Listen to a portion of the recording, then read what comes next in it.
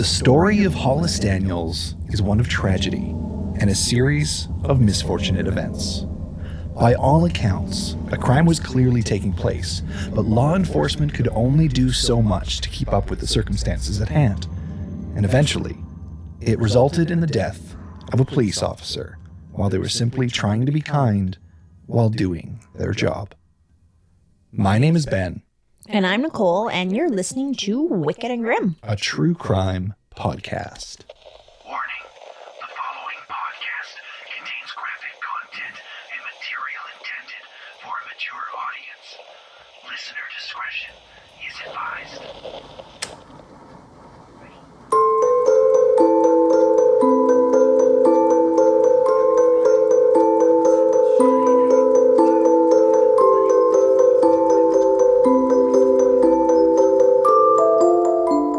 Happy Friday.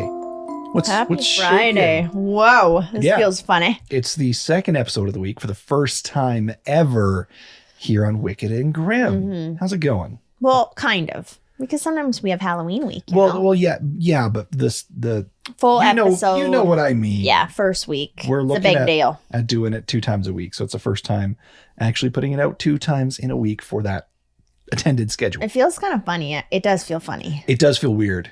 Yeah, like it kind of feels like it's the start of the week, but it's actually the end of the week. It also feels weird in the aspect that I usually am like researching the episode right up until we record. And I had this episode like researched days ago. Look at you. So I almost like feel like I'm rusty on the knowledge of this case, but I've got it all written down in a script. I think I'll be fine. You deserve a round of applause. Well, thank you. You did give me Well done. You did clap for me, so I appreciate that. Well done. Guess what?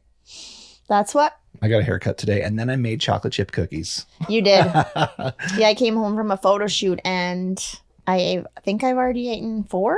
You've had Eaten 4? You've had 4 cookies? Yeah, I know. Are you serious? Well, that was sort of my dinner. I didn't have dinner. You had cookies for... All right, okay. I had chocolate chip cookies and milk for dinner. Wow. And now I'm drinking orange juice and coconut water. All right, okay. So this is all about health, clearly. I'm pretty much a child. Really. Or like living the child's best life right now. We are disasters, clearly. Because I didn't have dinner either. I don't know how. I think I had 3 cookies. So you had the same fucking thing for dinner and you're bitching me out for it? But I was like making the cookies. So I like had one and then next batch I had another and then I just didn't eat dinner, So I don't think that's any different. at least I didn't intend to eat cookies for dinner. Neither did I. I came home and ate 4 cookies Well, because for dinner. there was cookies and I needed dinner and we have to record this and here we are. Yeah, you intended to eat 4 cookies for dinner. I did not know there was going to be cookies when I got home. Yeah, but you saw them and like, I'm eating 4 cookies for dinner. No, I didn't actually think that. Anyway, geez, We Louise. digress. This is not a cookie Holy podcast. shit. We're going to go into this case right away because we rambled. But I will, before we go into the case, tell you that when we do thank patrons, we are going to continue to thank them on our Tuesday episode. Makes sense. So if you sign up for Patreon, link is in the description below, by the way. We will be thanking at the beginning of the week on Tuesdays for whoever does sign up. Perfect. Yeah. Okay. Have you ever heard the name Hollis Daniels before? No. No? Well, I'm Incorrect. going to tell you all about who Hollis is. So Hollis was a student at Texas Tech University. He was a young man with a very promising future. He grew up in Seguin, Texas, which is a small city just east of San Antonio. He came from a prominent local family with his father serving as a city councilman and a former mayor, actually, of Seguin as well. His parents were the owners of all the local movie theaters in the area too. So they were very well known and very well respected in the community. They had some status, they had some money, and he was raised in this very well-off environment and family. Okay. Awesome.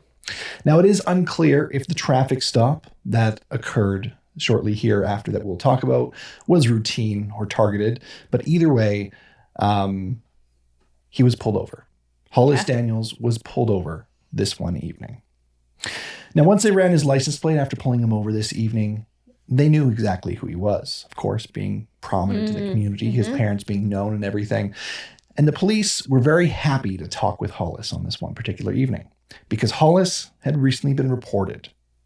Well, a report had been put in regarding Hollis. So one of Hollis's friends had called the police to report a disturbance that occurred at their home near the Texas Tech campus, one that involved Hollis. According to the reports, the friend named Leo reported that Hollis was under the influence of drugs and had become involved in a heated argument. During this altercation, Hollis at some point stole a .45 caliber pistol from his friend. When it was noticed that the firearm was missing, he told Hollis to return the firearm, but Hollis denied ever taking it and left. Now, this friend Leo made the report to authorities, and now here we are, with Hollis pulled over on the side of the road. Well, could someone else have potentially taken it?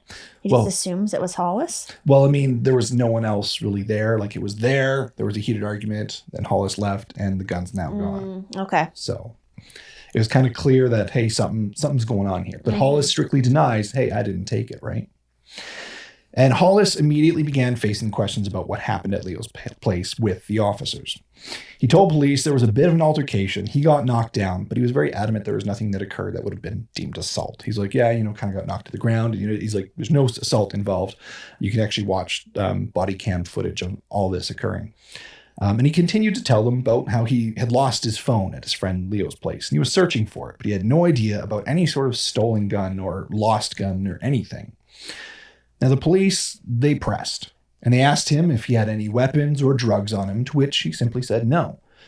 Now, after Hollis is asked to step out of the vehicle for further questioning, another officer shows up at the scene, and the conversation continues, with them trying to figure out exactly what is going on. Leo says a gun was stolen. Hollis says he has no idea about anything. So with two sides saying different things, officers need to clear the air. They ask Hollis, since you have no drugs or weapons on you, do you mind if we search your car to corroborate what you're saying? To which Hollis refused. Oh, okay. So that kind of looks a little bit guilty, I guess. But also, sometimes some people might just say, fuck no, like get a warrant kind of thing, right? Which is also fair in a sense. It is. And that's, Hollis wasn't really giving anything one way or another, whether, he was suspicious or not. He's just like, I do not consent. Yeah. So there's not necessary, it comes across guilty, but also it's sort of you're right too. It is you're right. So, and unfortunately for the officers, this meant that they couldn't do anything. The allegations they were chasing were exactly that, just allegations. They didn't have a search warrant to go into his vehicle or any lawful reason to actually go against his consent and search it anyways. So they had no choice. They didn't have anything on Hollis. They just pulled him over, was talking to him, and like, all right, you can go. Yeah, because like, who do you believe kind of thing. Exactly. Now, hindsight is 20/20, however. And if the officers only knew what they knew now, that traffic stop would have gone much different. See, Hollis, although coming from a very well-respected family and a very nurturing home, had a significant behavioral and substance abuse issue starting in his high school years. Over time, his drug use intensified, leading him to struggle with his addiction. His substance abuse issues were compounded by significant mental health struggles as well, particularly depression. This created a vicious cycle of self-medication and impaired judgment. His family was acutely aware of his struggles with both mental health and substance abuse. And the problems that began in high school seemed to only worsen during the time he was now attending university. And though drug abuse and mental health issues do not mean someone is a bad person or capable of horrible things, in this case, it would certainly push Hollis over the edge. Shit. I was kind of rooting for Hollis, not gonna lie. Understandable. Well, only a few hours after being pulled over at that traffic stop, at about 2 a.m. on October 9th, 2017, Hollis's roommate reported hearing a gunshot in the dorms. The shot came from Hollis's room. Now, I do want to clarify, the dorm rooms seem to be like not just like a single room with a couple beds inside that we think of in like movies. Seems like there's like a small living area and like a couple rooms that go off in each dorm. So his room is within a dorm room that contains a few rooms. Like a pod. I've seen that before. Yeah, too, exactly. Yeah. Kind of like a pod sort of thing. So the shot came from Hollis's room, and his friend texted him to ask what happened. But Hollis just replied, he had dropped something. Yeah. Okay. Which is a blatant lie. That wasn't, you dropped something. That was a gunshot, right? My gosh. So this was immediately reported to police, who would soon arrive at the scene. Now, the police that arrived were the Texas Tech University police. So there are police specifically employed by the university. And they made their way to his room and conducted a welfare check on Hollis. Before, police were unable to search his vehicle as they didn't have a search warrant. Now, however, things were different. This time, they were able to conduct a welfare check due to the gunshot, which is a matter of public safety. Mm-hmm. So a warrant was, well, not warranted, right? Right. But makes sense. Sorry. So they knocked on his door at room 134, and there was no answer. So they forced entry into his room via a key they were given by the university staff. Now, I do want to clarify, they didn't actually knock on his door within the dorm. They knocked in the dorm room, 134. No one answered. But when they did enter, one of his roommates was like just getting out of bed. He's like, "Oh, sorry, officers, I was sleeping," sort of thing. So they talked to the friend and then got Hollis's room. And yeah. That seems so interesting. A gunshot just went off in your pod and you're sleeping. Well, there was some time that had gone by. It wasn't like a few minutes. I guess, but still, geez. Yeah, no. Anyways, when they went to Hollis's room, he wasn't there. But they found some stuff inside that were rather concerning. Immediately, the first thing they saw was a pistol sitting on a shelf in the room. It was quickly, however, discovered to be an air-powered BB gun, though. So it wasn't anything illegal. It wasn't a firearm. It was just kind of like, "Oh, that looks suspicious. Okay, wait, never mind. It's just a BB gun. We're all good." Probably shouldn't have it on a campus, but still.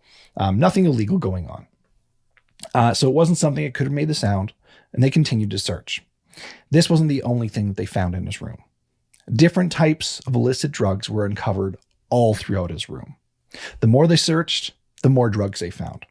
Drawers were full of them, and there was far more than just that would be considered personal or recreational use. While in the middle of the search, suddenly a student poked their head into the room looking confused. The police asked their name, and they immediately replied with Andreas. Now, immediately a reply came to that name, and it was the roommate. And he said, "No, it's not." He was calling bullshit. It was Hollis. Oh, shit. Okay, and something that you just said, the drugs, like, there was more than he would need for himself personally. Yeah, So- I mean, I can't really clarify how much was in his room, Okay. but there was a lot in his room. A Okay, lot so not- more to just say, like, this is not recreational. Okay, not necessarily that he's, like, selling them or anything, just... It potentially could be by the sound of it, but it Okay. also, from the visuals of what I've seen, it's not like he's just like offloading like tens of thousands of dollars of drugs. It's just much more than one person needs Okay. of multiple types. Huh. It's really hard to get a pin on how much drugs he had. Well, and it's so interesting, too, that he just threw his fucking roommate under the bus like that, was saying that his a different name. Well, I mean, honestly, you have police searching your dorms. You have a potential gun that's stolen or lost. You have a potential gunshot going off. There's drugs riddled throughout this roommate's room. All of this could potentially affect your school, your grades, and how you're going to graduate. I'm sorry, I'd probably fucking do the same thing. I'm like, nah, bullshit. Well, no, I mean, like, Hall is saying someone else. Oh. Is what I meant. Oh, of course he would. Like, he was just, like, easily said that kind of thing. Yeah. Well, it was like, he didn't just like, "What's your name?" "Andreas." It was like, "What's your name?" He's like, Andreas. Okay. Like, because, again, body cam footage. You can watch that. Yeah. Yeah. But anyways, they're like, clearly this is not Andreas. Police immediately detained him, and they figured out, yes, it was Hollis. So they did a full pat down on him, feeling around his person for the alleged firearm and whatever else he may have. They didn't find a gun, but they did find that he was carrying a large amount of pills that were not prescribed to him. Now, they read the Miranda rights to him as they began questioning him. They couldn't say much to the drugs he couldn't say much to the drugs that were found other than trying to downplay it all and said that they were just recreational purposes. Like, just like, shit, I got caught with a lot of drugs. He's just trying to like make it not sound as bad as it is, right? Okay. Yep. And he denied hearing any sort of gunshot as well, and even tried to use the traffic stop from a few hours ago as an alibi to say he couldn't have been there in the room when the gun went off because he was pulled over by another officer. A few hours earlier. Yeah. So he's even like, I bet you if you look at like the traffic ticket or like the files or anything, you'll see the time and it will not match when the gunshot went off. So he's trying to like say this. I thought that he just dropped something. He's now using a different story, hey? What do you mean he dropped something? Well, his friend texted. What was that? And he dropped something. Oh, yeah. Yeah. Oh, whoa, that went way over your head, eh? Yeah, it did. I was like, what do you mean? What? Gotcha. No, yeah. No, he was just trying to say like, yeah, no, it wasn't me. So now whether he was involved in the shot that was fired had yet to be determined, but for now he was going to be under arrest for the possession of a large amount of illegal substances. He was handcuffed, walked outside, and on his way outside, he asked if he could quickly, bend down, tie his shoe, but he was denied the request before being placed in the back of the squad car and driven away. Now, once Officer Floyd East and Officer Tyler Snelson, who have been conducting the investigation so far at Texas Tech University from the Texas Tech University Police Department for this whole process, they took him for further processing. Now, when they brought him inside, everything up to this point had been going, fine. Hollis, sure, gave a fake name, but he'd been very cooperative. Okay. He hasn't been showing signs of violence. He wasn't really reluctant to answer any questions when they were talking to him. He was, being honest. At times he was like, I don't like, when they're searching his room, he's like, I don't consent to the search. They're like, yeah, you can't really say that, it's a welfare check sort of things. And all right, sort of, okay. So he's being very reasonable. A very reasonable individual for the situation. And at approximately 7:14, Officer East took Hollis's handcuffs off as they entered the booking room to make him a little bit more comfortable. After all, sitting in the handcuffs for hours is probably not the most relaxing thing to do. Mm-hmm. And so with his behavior up to this point is why East took his handcuffs off. Now they all sat down and began to process the paperwork. Officer Snelson soon left the room and allowed Officer East to continue on his own. Everything had been routine up until now. Nothing was out of the ordinary. It was standard for booking. However, at approximately 7:45, about half an hour later, while Officer East was completing the paperwork for Hollis Daniels and his booking, a shot rung off through the station. The gunshot caused immediate chaos and confusion within the police department. Body cam footage shows Officer Snelson, gun drawn, heading to the booking room. Though it doesn't show what he finds inside, we do know he sees his partner, Officer East, slumped over in his chair with his body cam torn away. He was shot dead. And Hollis was nowhere to be found. Holy shit. I thought that they patted him down, though. They checked him. They did. Holy fuck. So there was... Where the hell was the gun? We'll get to that. There was a single .45 caliber cartridge laying on the ground in the room. And strangely enough, the shell did not match the police-issued pistol that was still on Officer East's hip in the holster. So Officer East still had his pistol, and there was another shell. Gosh. Yeah. Okay. So they quickly cleared the building in search of the now active shooter on a school campus. No shit. But he was gone. He made his getaway and was no longer in the building. The campus community was alerted to the situation, and students and staff were advised to shelter in place as an immediate lockdown was issued on Texas Tech University campus, and a manhunt for Hollis began. Did he kill this police officer, sorry? Or have you not announced that yet? Officer East? Yeah. Yes. Like he's dead. Officer East was shot dead. He just fucking killed him. Just like that. Okay. Wow. This Hollis guy.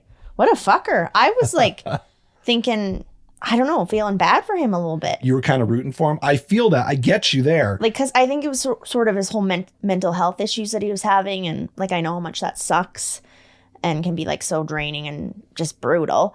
But yeah, he sucks. No, he does. And to be honest, like I was rooting for him too, because that sort of shit is not easy. No. And so like I was rooting for him too, until he goes too far. Well, yeah, he just literally took someone's life. Holy shit. He did. Okay. I wasn't really expecting that. So multiple law enforcement agencies, including campus police, local police, and other emergency responders coordinated their efforts together to try and find Hollis. Officers spread out across the campus and surrounding areas, utilizing all available resources that they could to find him.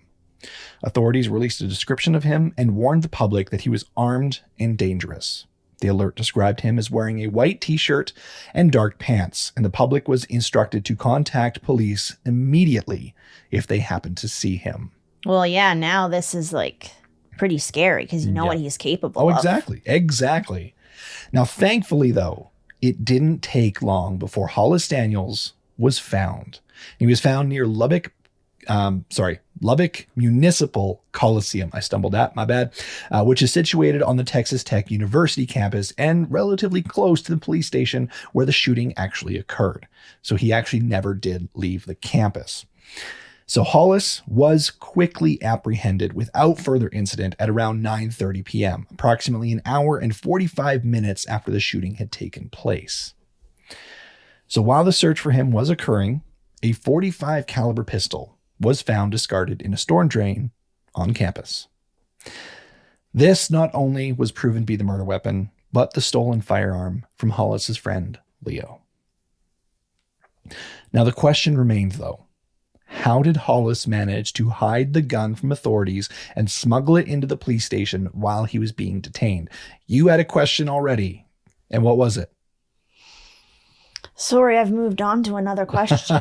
But it was basically like how the heck he had this where it was. Like, where the hell was the gun? Because you said, they did a full pat down, right? They did, yeah. I remember you saying that. What's your new question? Jeez, my brain. Fuck. Okay. Well, because I don't understand this. It just makes no sense to me that someone would go to the length of like murdering a police officer and then just like being found so soon after. Like, you think that you would just, I don't know. That just seems like such lengths to just be like, here I am. Kind of like, it just doesn't make sense, really. I wholeheartly agree with you. Okay. I can't find reason for any of this, if I'm being honest, other than, hey, substance abuse and mental health. Yeah, that's true. Because I mean, gosh, to take a life like that, God, you think you'd just run for the goddamn hills and never be found? No, he didn't really even go very far. So what was the point of that? Yeah.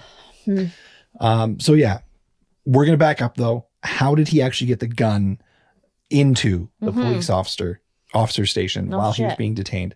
And he did go through a full pat down. So I'm going to go through everything on how it occurred. Are you ready for this? I guess, yeah. Okay. I'm very intrigued here. Well, in order for all this to happen, everything had to go perfectly. And by perfectly, I don't mean according to plan or anything, not like Hollis planned this out. It's just a matter of a domino effect, where one thing leads to another, and if it doesn't happen exactly as it did, then Hollis would have never have been able to murder Officer East in cold blood. I already hate this then. You want those domino effects to go when it's like in someone's favor. Yes. And this is not. No, it did not go in anyone's favor. So while Hollis was being searched in the dorms, the officers did not cut any corners and do an insufficient job. They did their job correctly. They turned out his pockets. They had him raise his arms. They felt his torso, his waistline, you name it. They did it all.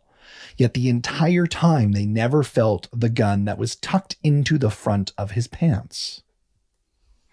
They didn't feel it because every time Hollis moved or the officers patted his body, the gun shifted and fell further into his pants.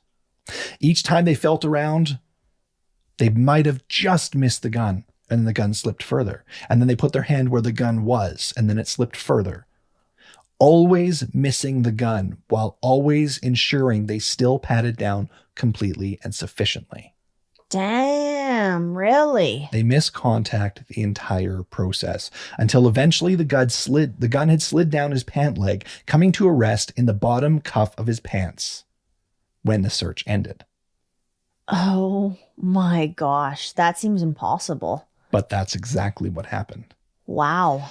From here, as Hollis was being led from the dorm, he asked to stop and tie his shoe. Yep. The request was denied, but it is assumed at this point he was hoping to retrieve the gun, but he was not allowed to. Regardless, he was put back into the police car, into the back seat. At this point, the gun actually fell out of his pant leg onto the floor of the police cruiser. And if they actually watch back the footage in the cruiser, you can audibly hear a thud.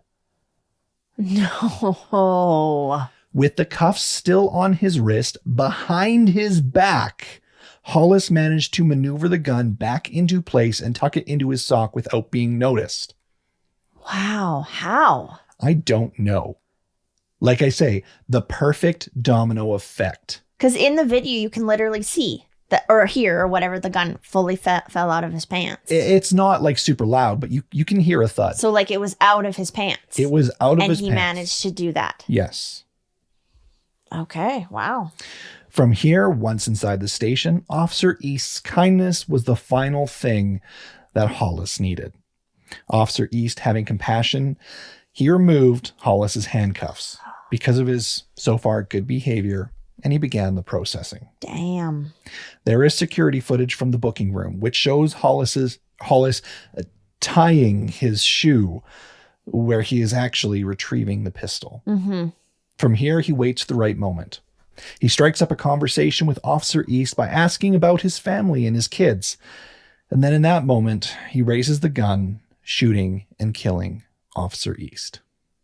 What the shit? He's asking him about his family? Yes. And then he kills him. Yes. Later in court, Hollis recalled why he asked about his family right before shooting him, to which he responded that he thought it would be a good final thought before he died. Like, holy that is fucking cold blood. Whoa, that is nasty. Yeah. And so this guy had like a family and kids and shit. I didn't research on his family exactly, but I do know he had kids and he had a family. But other than that, I don't know the extent of them. What a fucker. Wow. Wow. Wow. Yep. So Hollis Alvin Daniels III was charged with the capital murder of Officer Floyd East Jr., a charge that carries severe penalties, including the possibility of the death penalty or life imprisonment without parole. His defense team, not surprisingly, focused on his extensive history of mental health issues and drug addiction. They argued that these factors significantly impaired his judgment and behavior at the time of the shooting, which I'm sure it did, but it's still no excuse. No, it isn't. And to me, you know what? If he's sitting here asking about family, that shows me he was not impaired whatsoever. Well, yeah. Personally. He knew what he was doing, and he oh gosh, he had so much time too to change his mind of that as well. Yeah. So after several years of legal proceedings and maneuvering and pre-trial activities, a pivotal moment in the case occurred in August of 2021, when Hollis Daniels entered a plea agreement to avoid the death penalty. He pleaded guilty to the charge of capital murder. As part of the plea agreement, Hollis was sentenced to life in prison without the possibility of parole. The agreement and sentencing brought a mix of emotions from the community and Officer East's family. While justice was served through the conviction and sentencing, the loss of Officer East continued to weigh heavily on those who knew and loved him. A bit about Officer East. Officer Floyd East Jr. was a dedicated law enforcement officer who served pridefully at Texas Tech University. He was born and raised in El Paso, Texas, and was known for his strong commitment and community service and had a passion for helping others. Upon joining the Texas Tech University Police Department, Officer East quickly became a respected and loved member of the campus community. His colleagues and students alike admired his professionalism, kindness, and dedication to ensuring the safety and well-being of everyone on campus. He was known for his friendly demeanor and his ability to connect with students, often going above and beyond his duties to offer support and guidance. Officer East was not only a committed officer, but also a devoted family man. He was married and had 2 daughters. That is the extent of what I really know. But they were the light for him. His family and friends remember him as a loving husband, a father who always put his family first. His legacy is one of dedication, selflessness. In the wake of his death, numerous tributes and memorials were held in honor of his memory. Vigils and memorial services were held at Texas Tech University and in El Paso alike. In honor of him, scholarships and awards have been established to support students pursuing careers in law enforcement and criminal justice. Officer East's legacy continues to inspire others in the law enforcement community and beyond. Officer Floyd East Jr. was sworn in at the Texas Tech Police on May 1st, 2017. He had only been with the Texas Tech University Police Department for about 5 months before he was tragically killed at the hands of Hollis Daniels. Oh, man. That is just like, I mean, gosh, most murders and stuff are very unnecessary, but that is just like, oh, it's just heart-wrenching, really. It is. Well, the compassion that he had. Yeah. He allowed Hollis out of cuffs, which I'm going to argue here. I don't know if it would have been the final thing. I think Hollis might have been able to still get away with this even in cuffs. Well, I think a lot of times you see, like, when they're in the interrogation room, that the criminals aren't necessarily in cuffs. Yeah, definitely. So there was protocols that were followed, and I don't think there was anything bad that was done in how it was executed. Mm-hmm. It just so happened that he managed to get through it all with a gun still at his person. Yeah. And this poor man was just like, you know, trying to make the world a better place and helping out. And I mean, yeah, they put themselves in that sort of situation, right? But it just never should have to come to be. I agree. Like, gosh. Yeah. Like you said, the dominoes. Yeah. Because he was searched. So it's just like he was searched brutal. I don't know if anyone's heard this. I know. Your phone is going nuts. I don't know why. I'm trying to ignore it. You need to put it on silent. Well, I generally do. Out of like 200 episodes, this is the only episode. Well, maybe there's been one other. Do you want me to go turn it off? No, right now? No, it's fine. It's probably Melissa. Just tell her to shut up. Yeah, so that's exactly what it was. It's the perfect storm, if you will, the domino effect. Or if in the safety world, I'm falling back on my safety history again, they call it the Swiss cheese effect, where it's like all the holes just happen to line up properly for the accident to occur. So, and that's exactly what it was. It's like all the Swiss cheese happens to line up for a perfect hole for something to fall through. Mm-hmm. And that's exactly this scenario. You could not have foreseen this. You could not have prevented it. He did a bad thing. He knew it was going to do a bad thing. And he just so happened to have the weapon to do it. It's still honestly a bit surprising to me that he went that far. I know. Like, it's a bit shocking. And because I saw some stuff with him afterwards, like in the rooms and stuff like that, like when he was actually arrested and stuff after the fact. And he's like doing a phone call and he's talking to like his sister and dad. And he seems fine. Like, he's not crying or like really remorseful. He's just like, he almost seems like it's no big deal. He's going to get out soon sort of situation. Yeah. That does sort of, I mean, seem like some sort of quite a mental health disorder there. Like, it's like a switch, you know? I don't know. But still. I really don't know.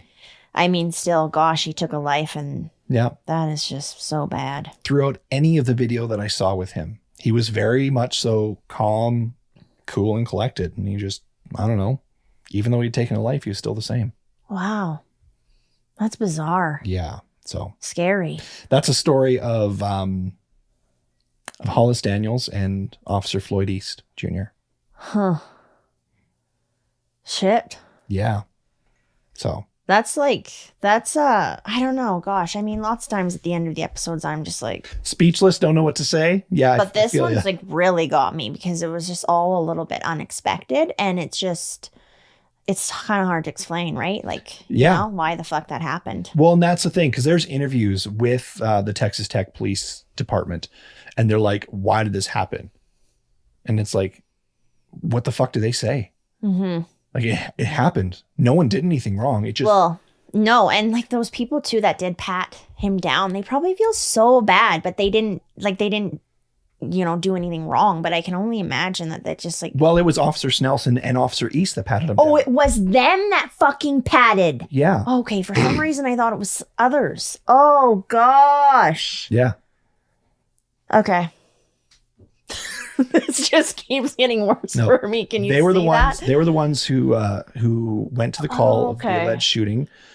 Which, by the way, there was. I don't know how the time in between them showing up to the dorms and the actual alleged shooting happening, but there was like some fresh like cover up on the wall, like paint or something, some putty. So he clearly put a fucking hole in the wall and like tried to cover it up and then took off right away. Okay. Yeah. Okay, well, on that note, should we go continue eating our dinner? our chocolate chip cookies sounds great. Oh my God. We're going to have a glass of Pepto-Bismol to go with it. Anyways, thank you for being here for the very first official Friday episode for our podcast. If you want to check out any of the links, join us on Patreon. Links are all in the description of this podcast. If you want to give us a review, we really appreciate that. If you want to check us out on YouTube, this is all being filmed. If you're on YouTube, you can check us out on Spotify, Apple Podcasts too. There's a much larger library, audio only. We're coming up on 200 episodes. So wild. Yeah, we only have, I think, like 20 recorded that are on YouTube. We can't go back and video record audio only stuff. We can't? We can't, surprisingly. We don't have a time machine.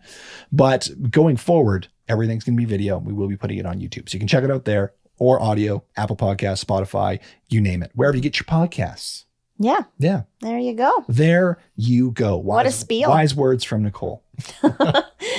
Well, thank you for being here. We will see you on Tuesday. And until then, stay wicked.